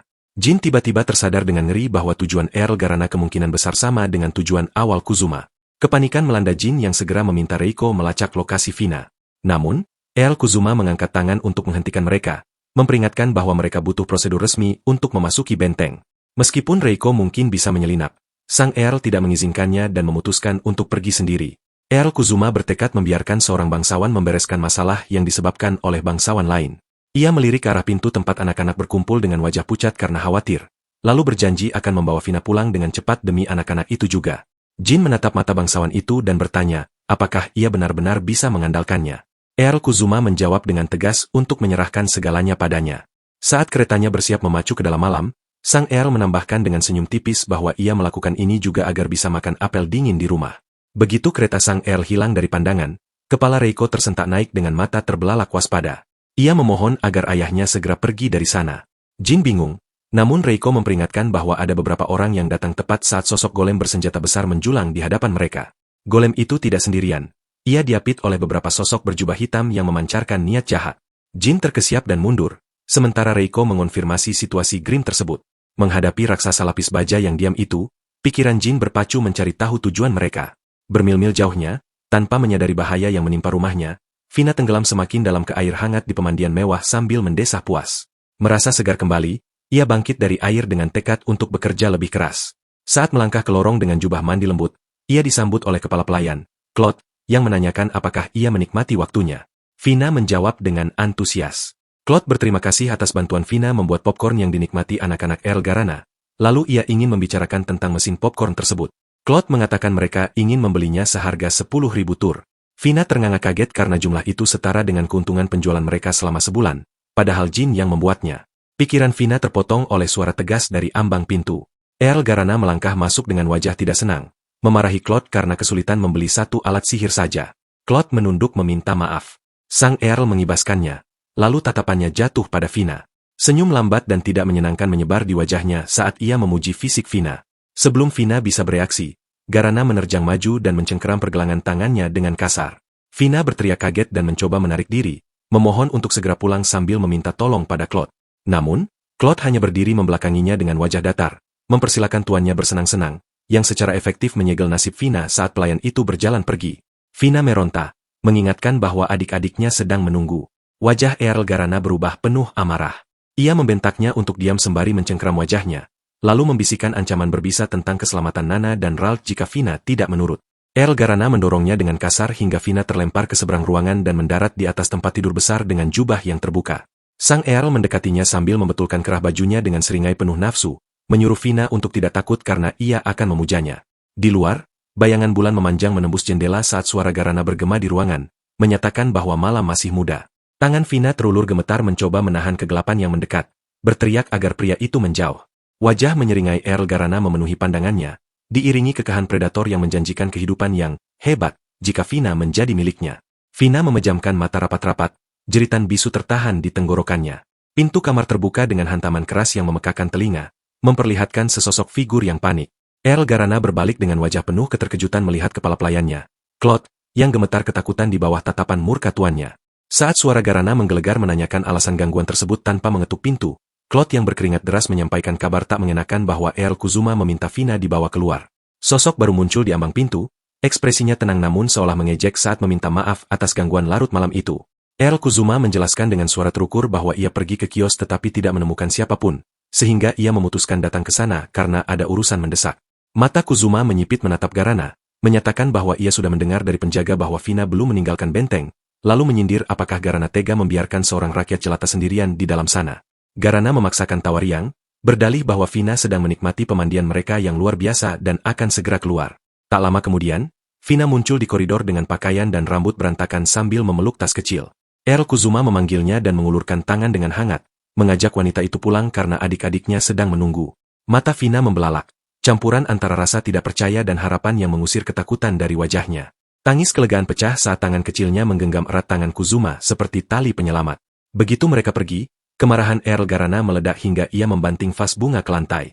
Dengan senyum kejam, ia bersumpah bahwa Vina akan segera menjadi miliknya selama ia bisa menguasai adik-adik wanita itu, sebuah rencana jahat yang diamini oleh Claude.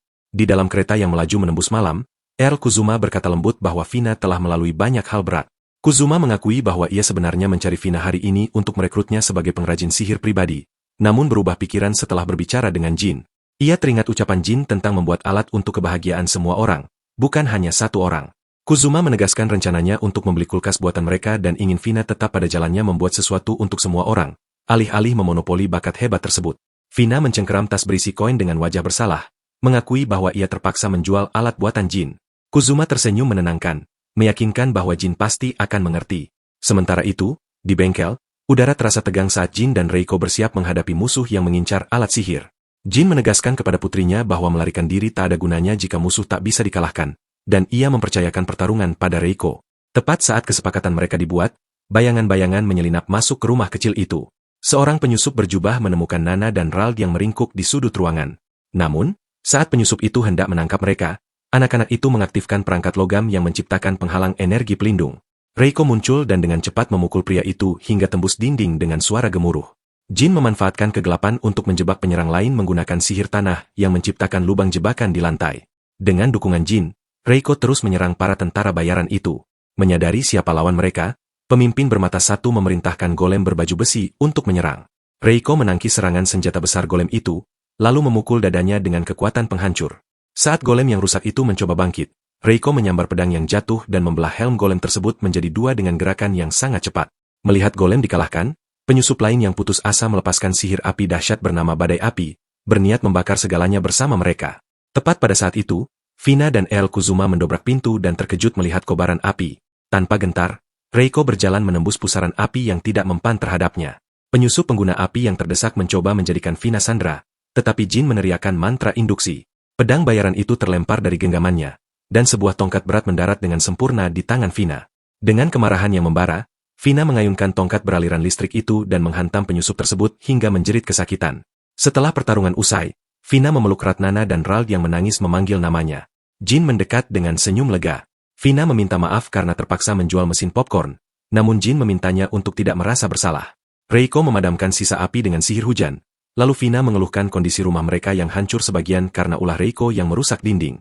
Jin dengan santai menyarankan agar mereka membangun kembali rumah yang lebih baik dan tahan api, ide gila yang membuat Earl Kuzuma tertawa terbahak-bahak di tengah situasi kacau itu.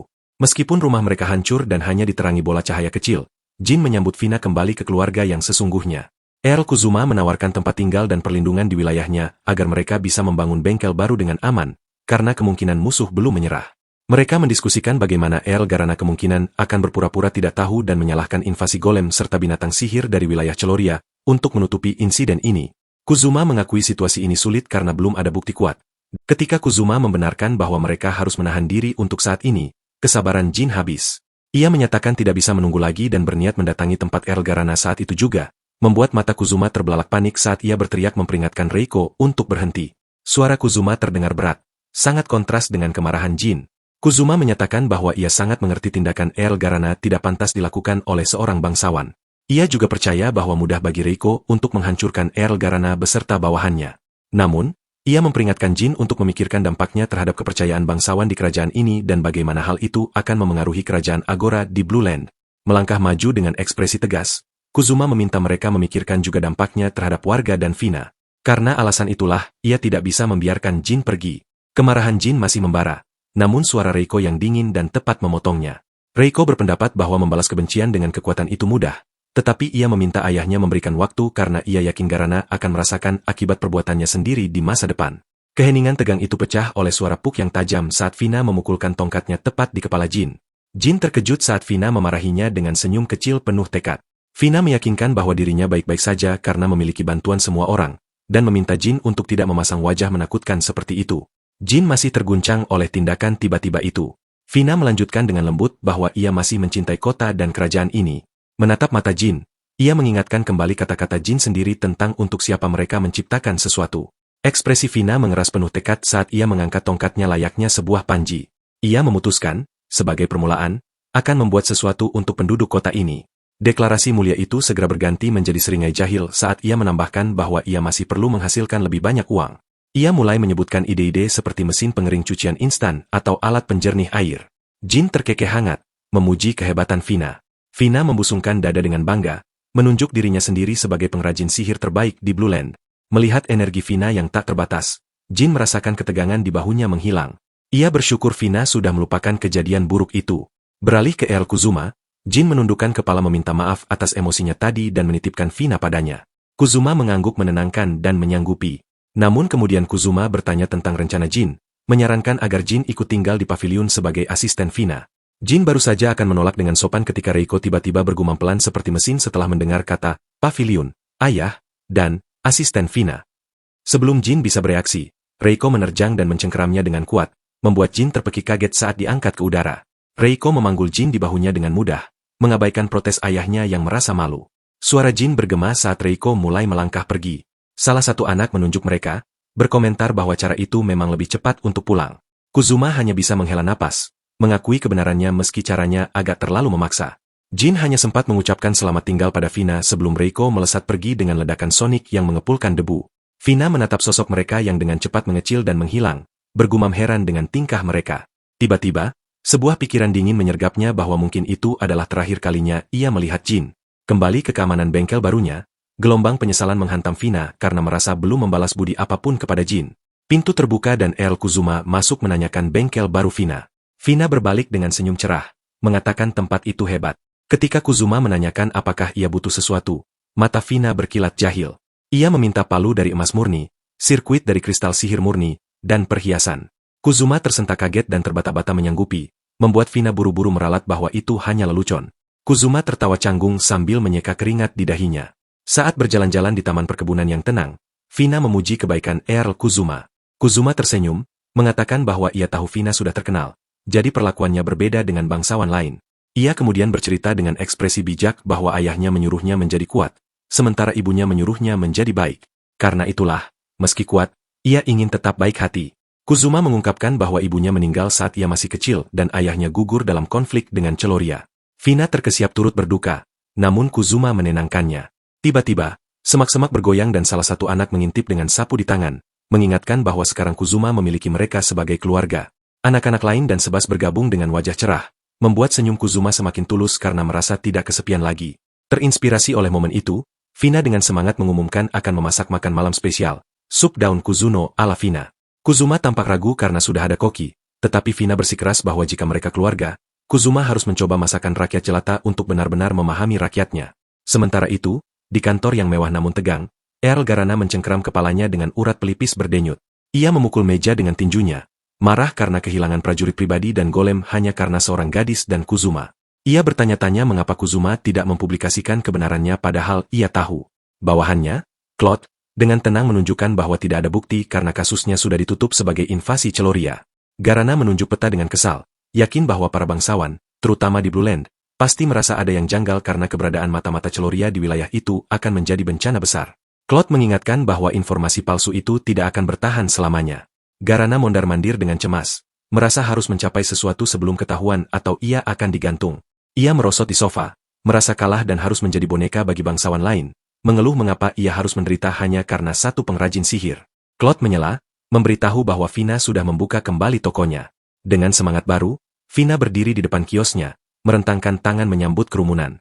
Seorang penjaga toko yang dikenalnya menyapanya, lalu bertanya tentang pemuda dan gadis berpita besar yang biasa bersamanya. Senyum Fina menegang sedikit saat mengakui mereka tidak ada. Fina menggembungkan pipi, berpura-pura tidak peduli pada orang yang berlibur sendiri. Namun, ekspresinya melembut saat melihat alat kecil di tangannya. Tersenyum karena setidaknya ia tahu apa yang sedang dilakukan Jin. Jauh di sana, Jin menyeka keringat dari dahinya, menyatakan pekerjaannya selesai. Reiko juga mengumumkan hal yang sama. Jin mengungkapkan bahwa ia diam-diam membuat golem pribadi untuk Reiko dan ingin menghubungkannya sebelum diaktifkan. Mata Reiko berbinar. Proses penautan dimulai dengan cahaya terang, dan dua golem baru yang identik dengan Reiko membuka mata. Jin menjelaskan bahwa bentuk yang sama akan memudahkan Reiko membawanya. Reiko diminta memberi nama, namun ia kesulitan memilih nama yang bagus, bergumam kesal tentang emas, perak, pita kepala. Jin terkekeh dan membiarkannya memikirkannya nanti. Reiko kemudian mengajak Jin keluar, menunjukkan lahan luas yang baru digarap. Berkat benih dari Blue Land, pulau itu menjadi lebih subur dengan ladang dan kebun buah. Reiko membentangkan peta pulau, menunjukkan sumber daya mineral yang telah mereka tandai agar produksi lebih efisien. Namun, Jin menyadari keterbatasan sumber daya membuat mereka mungkin harus pergi keluar lagi.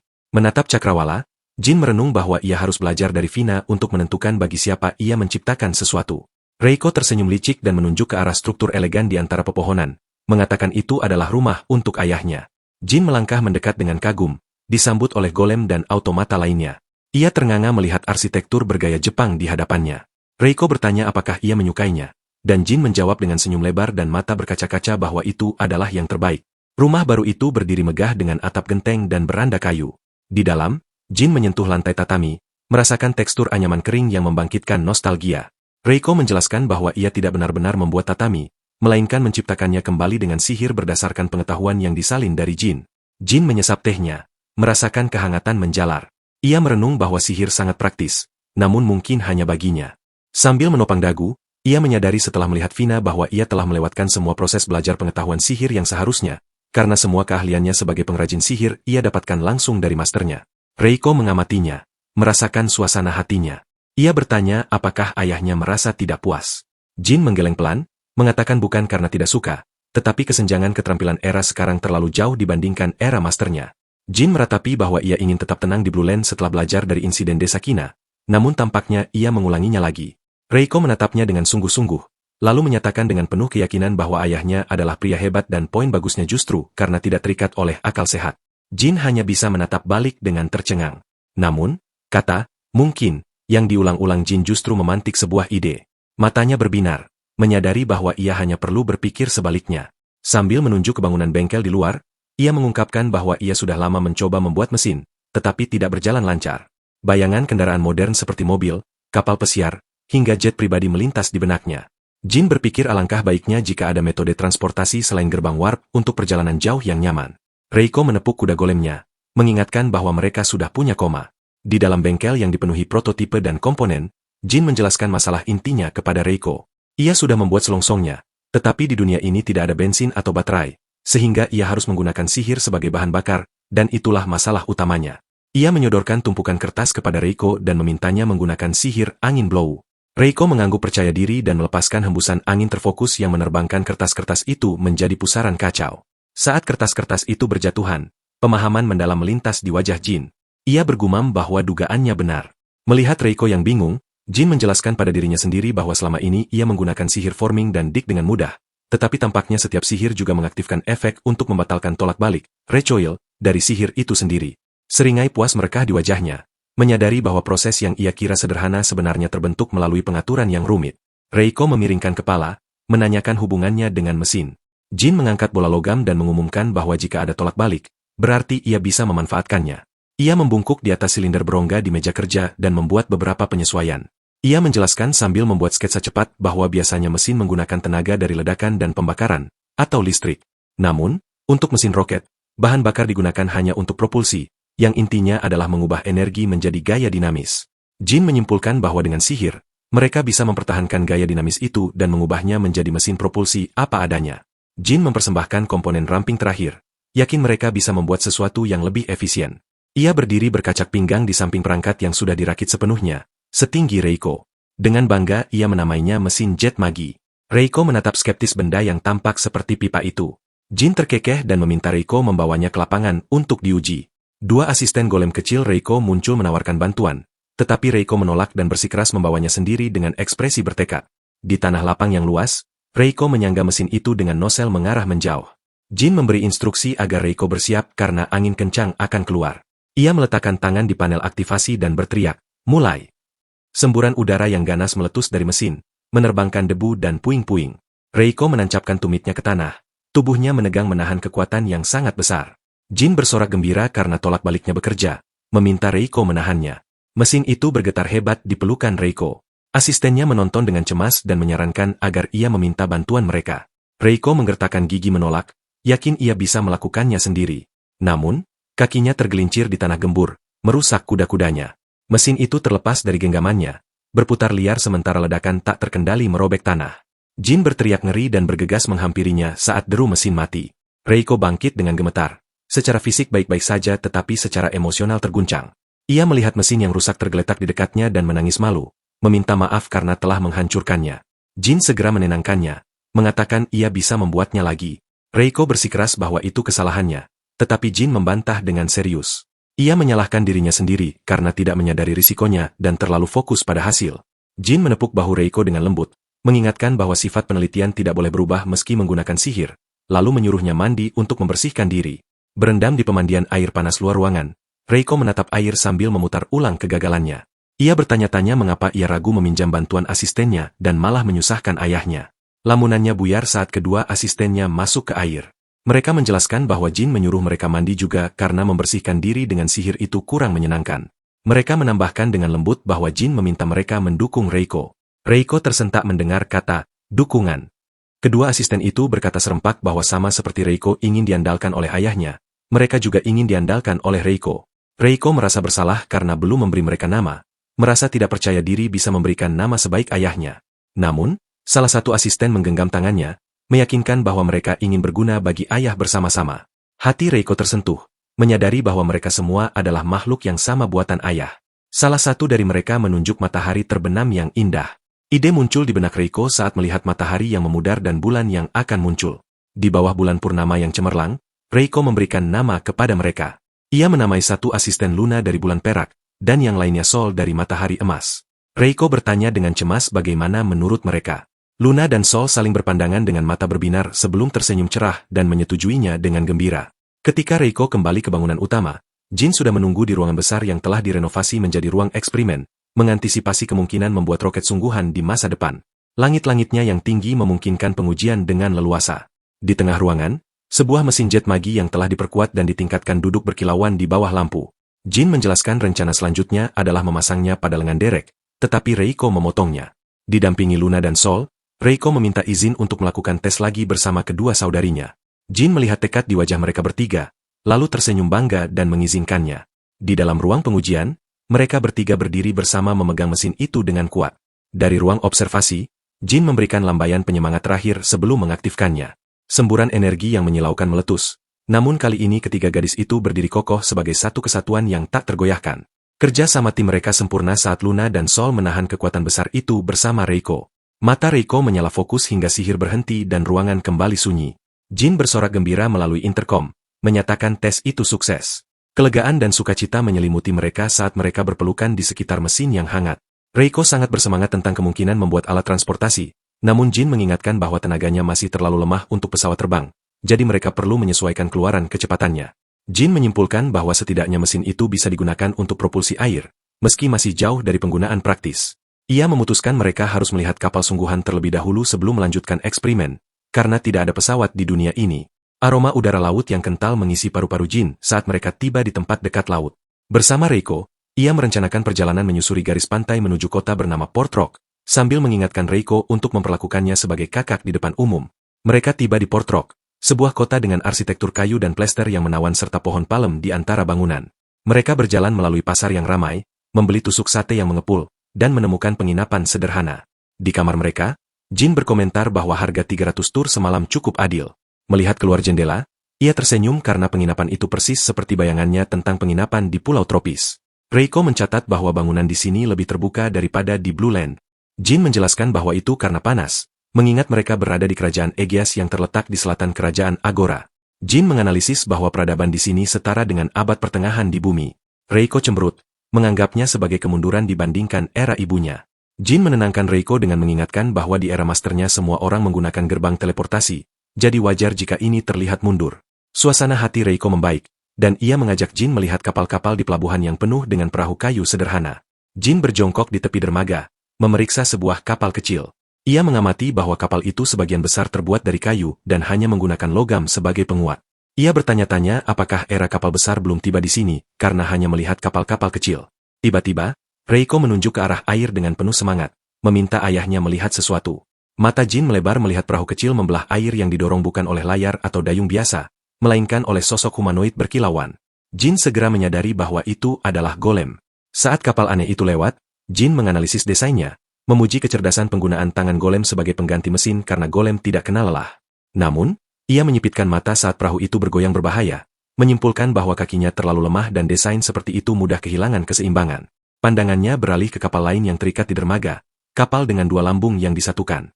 Jin bergumam bahwa akan lebih baik memasang golem pada kapal stabil seperti itu, sebuah katamaran. Suara dari perahu mengoreksi istilahnya menjadi katamaran. Jin, yang tenggelam dalam pikirannya, melanjutkan penjelasannya dengan antusias tentang keunggulan kapal itu dalam kecepatan dan stabilitas, meskipun sulit berbelok dan berbahaya jika terbalik. Pembuat kapal di perahu itu tersenyum dan melompat ke dermaga, seorang wanita muda berambut pirang karena matahari. Ia memuji pengetahuan Jin tentang golem dan kapal, lalu bertanya apakah Jin juga seorang pembuat kapal. Jin mengoreksi asumsinya, memperkenalkan diri sebagai pengrajin sihir. Wanita itu memahami, lalu memberondong Jin dengan pertanyaan tentang afiliasi, atasan, dan ketersediaan waktunya. Dengan antusiasme meledak-ledak, wanita itu menyatakan pertemuan ini sebagai berkah laut. Reiko berbisik memperingatkan ayahnya untuk menghindari orang semacam itu, tetapi peringatan itu diabaikan saat wanita itu meminta bantuan dan menyeret mereka ke sebuah kafe kecil yang ramah. Jin hanya bisa menghela napas lelah, mengakui kelemahannya terhadap wanita cantik yang dikomentari sinis oleh Reiko. Setelah duduk di beranda kafe, perkenalan resmi dilakukan. Wanita itu bernama Marcia, seorang pembuat kapal dari kota tetangga. Jin memperkenalkan dirinya dan Reiko, lalu langsung menanyakan inti pembicaraan. Marcia menunjuk ke laut, ke arah kapal lain yang didorong golem yang disebut kapal golem. Jin menganggap nama itu terlalu harfiah, yang kemudian ia jelaskan karena mereka bukan penduduk lokal sehingga tidak akrab dengan istilah setempat. Marcia memahami pakaian kaku Reiko sebagai akibat dari ketidaktahuan mereka. Sambil menyantap ikan bakar, Marcia menjelaskan bahwa kerajaan Aegeas kaya akan sumber daya laut dan teknologi kelautannya lebih maju. Mereka mengadakan kompetisi kapal secara berkala. Jin memuji makanannya dan menyatakan ketertarikannya. Tiba-tiba, Marcia menggebrak meja dengan semangat berapi-api, mengajak mereka mendaftar kompetisi sekarang juga. Jin terkejut dengan kecepatan keputusan Marcia, padahal detailnya belum dijelaskan. Marcia meminta maaf sambil nyengir, menjelaskan kebiasaan kerjanya yang cepat. Ia memberitahu ada lomba balap kapal 5 hari lagi dengan aturan menggunakan golem sebagai tenaga dan manusia sebagai pengendali. Ia memohon Jin membuat golem untuk menggerakkan kapalnya, sementara ia yang mengendalikan. Marcia berjanji menyiapkan uang dan membagi hadiah jika menang. Jin menanggapi dengan logika dingin bahwa membuat sesuatu terburu-buru untuk kompetisi adalah resep kekalahan. Suara Marcia menegang saat mengakui ia tahu risikonya. Ia menatap laut dengan pandangan menerawang, mengungkapkan bahwa ini masalah pribadi untuk merebut kembali toko dan harga dirinya yang hilang karena ayahnya berjudi. Ini adalah kesempatan terbaiknya, sekecil apapun kemungkinannya. Jin bertanya apa yang terjadi jika ia kalah. Marcia berdiri dengan sikap menantang, mengatakan ia sudah kehilangan toko untuk membayar utang dan tidak tahu nasibnya nanti. Ketika Jin bertanya mengapa Marcia memilihnya, Marcia menyebutkan pengetahuan Jin dan instingnya bahwa Jin bukan orang jahat. Ia rela bertaruh pada instingnya itu. Jin berkomentar bahwa taruhan itu terlalu naif, yang disetujui Reiko. Namun, Reiko dengan percaya diri menyatakan bahwa kompetisi ini bergantung pada kemampuan ayahnya, bahkan menyarankan membuat golem yang bisa mengendalikan kapal agar pasti menang. Jin tersipu malu dan menyanggah kesombongan itu. Jin akhirnya berdiri dengan tekad baru, memutuskan untuk bertaruh pada kemampuan mereka sendiri demi meningkatkan peluang kemenangan. Marcia tersenyum lebar dan mengajak mereka segera mendaftar. Mereka bergegas ke gedung pendaftaran yang tampak modern. Di dekat pintu masuk, suara merendahkan menyapa Marcia. Seorang pria berambut gelap dan menyeringai sombong, Valentino, menghadang mereka. Marcia mengerang kesal. Valentino merangkul Marcia dengan senyum predator, menawarkan Marcia menjadi istrinya karena yakin kapalnya tak tertandingi. Marcia menepisnya dengan jijik, mengingatkan bahwa Valentino sudah punya 2 istri. Valentino dengan enteng menjawab bahwa pria baik boleh punya banyak istri. Jin menyela, mengingatkan Marcia bahwa mereka sedang terburu-buru. Marcia memanfaatkan kesempatan itu untuk pamit mendaftar. Valentino membiarkan mereka pergi dengan lambaian tangan meremehkan. Setelah menjauh, Marcia berterima kasih pada Jin. Jin bertanya apakah pria tadi bangsawan.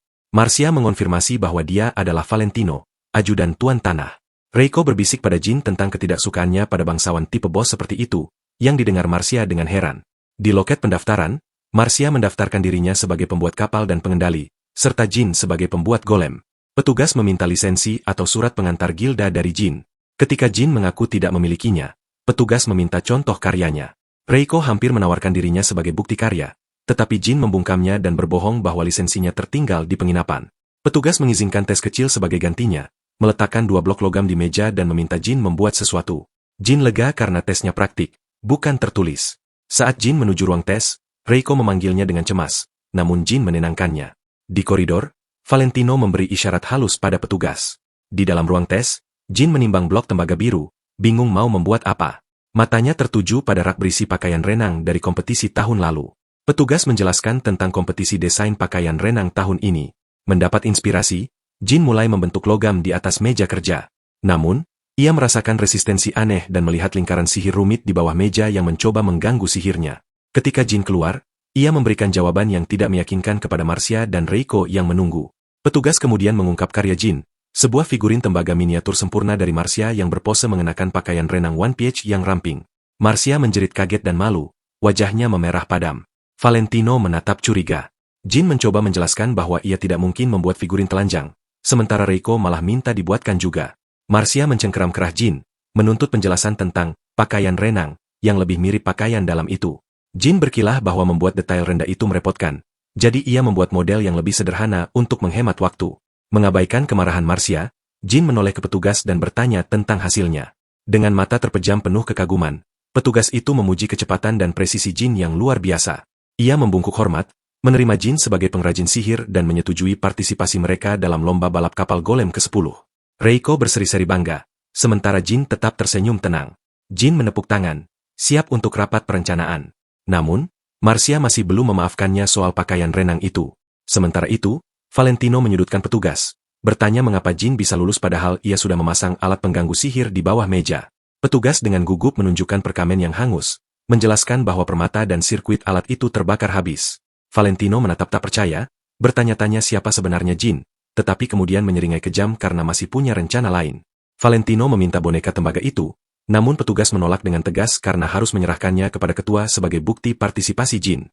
Ketua Petraci, seorang pria kekar, memeriksa figurin tembaga itu dengan kritis dan memuji keahlian pembuatnya. Ia bahkan berencana menggunakan desain itu sebagai seragam kompetisi renang wanita tahun ini. Malam itu, dengan senyum cerah, Marcia mengangkat gelas kayu besar untuk merayakan lahirnya tim MJR, Marcia, Jin, Reiko. Jin mengernyit bingung dengan nama tim itu, lalu memotong suasana perayaan untuk membahas rencana kompetisi karena ia belum tahu aturannya. Marcia menyodorkan brosur yang menunjukkan aturan yang sangat longgar, tanpa batasan ukuran atau berat kapal. Namun, ada penghargaan khusus untuk desain dan ide. Jin yakin mereka tidak akan bermasalah dalam hal kecepatan, jadi mereka harus menargetkan penghargaan tersebut. Reiko dengan penuh keyakinan menyatakan bahwa mereka pasti akan memenangkan semuanya berkat Jin. Marcia terkekeh melihat keserakahan mereka. Jin kemudian bertanya mengapa pengendali kapal dibatasi hanya untuk wanita. Namun Marcia hanya mengangkat bahu tidak tahu. Keesokan harinya di dermaga, Jin menegaskan bahwa mereka tidak hanya perlu memikirkan golem, tetapi juga kapalnya. Ia menilai kapal kayu sederhana milik Marcia tidak cukup baik untuk menjadi yang tercepat karena keseimbangan dan kompatibilitas dengan golem akan buruk. Dengan sisa waktu 4 hari, Jin memutuskan untuk memodifikasi kapal Marcia sebagai basis agar sempat selesai tepat waktu. Jin memberikan daftar bahan yang dibutuhkan kepada Marcia. Setelah Marcia pergi ke pasar, Jin dan Reiko mensurvei jalur lomba di pantai. Jin mengamati bahwa tantangan utamanya adalah putaran balik di batu karang yang bisa menjadi penentu kemenangan. Ia mempertimbangkan baling-baling sekrup, tetapi itu butuh penyesuaian rumit yang memakan waktu. Reiko menyarankan menggunakan mesin jet magi, tetapi Jin menolaknya karena sulit dikendalikan, sehingga opsi tersisa adalah mendayung. Konsentrasi Jin terpecah oleh suara cipratan air. Sebuah golem berbentuk putri duyung yang menakjubkan muncul dari ombak. Seorang pemuda berambut pirang memberikan perintah pada golem tersebut untuk melakukan tes ketahanan dan putaran. Pemuda itu kemudian menyadari kehadiran Jin dan Reiko, serta dengan tepat menebak bahwa Reiko adalah sebuah automa. Pemuda itu memperkenalkan diri sebagai Reinhardt, seorang insinyur sihir, sebutan lokal untuk pengrajin sihir, dari negeri Shouro. Jin memperkenalkan diri dan Reiko. Reinhardt kagum pada kesempurnaan Reiko dan terkejut mengetahui Jinlah yang membuatnya, meski Jin berkilah hanya memperbaikinya. Jin memuji golem duyung buatan Reinhardt yang menggunakan kulit binatang sihir. Dua insinyur itu langsung tenggelam dalam diskusi teknis yang antusias, melupakan Reiko yang bosan mendengarkan. Setelah diskusi panjang yang diakhiri jabat tangan penuh hormat, mereka berpisah karena Reinhardt harus melanjutkan tes golemnya, Lorelei.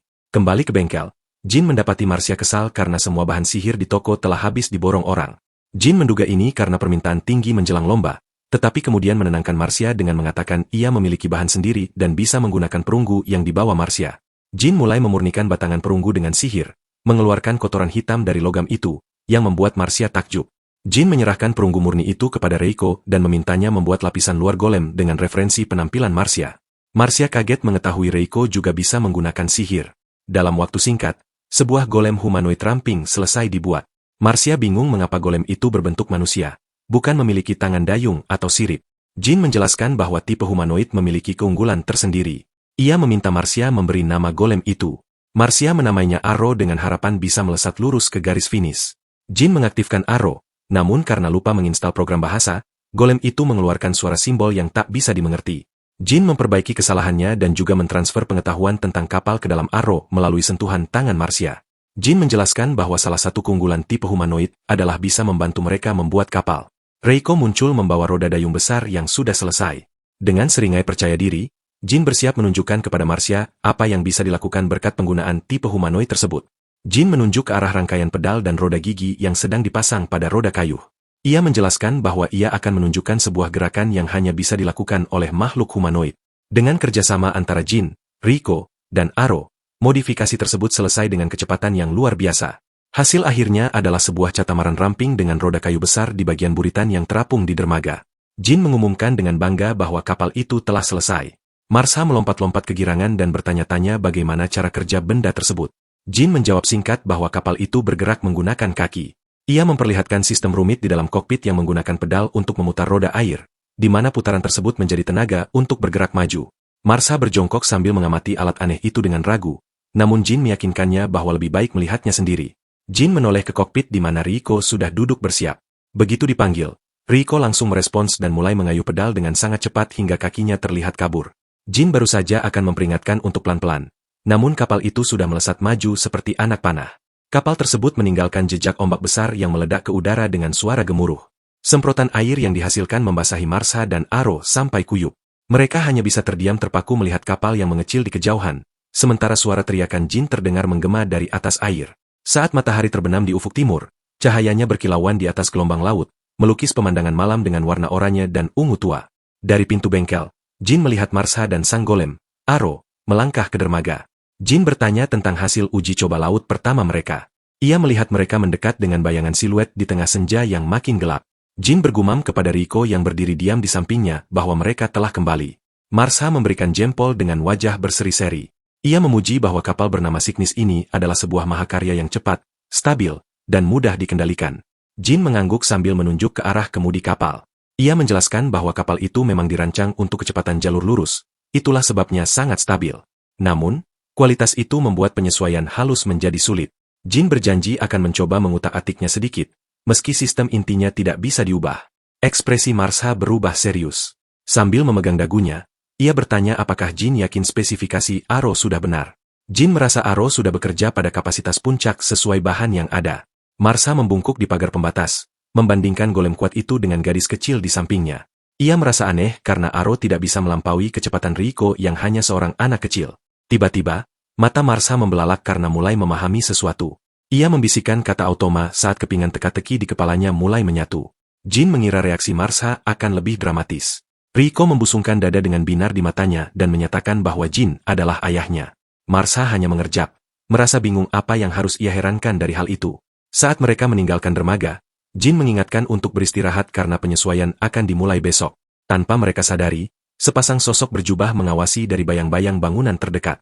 Malam jatuh sepenuhnya, menyelimuti kota pelabuhan dalam keheningan. Marsha yang kelelahan tertidur lelap di kamarnya.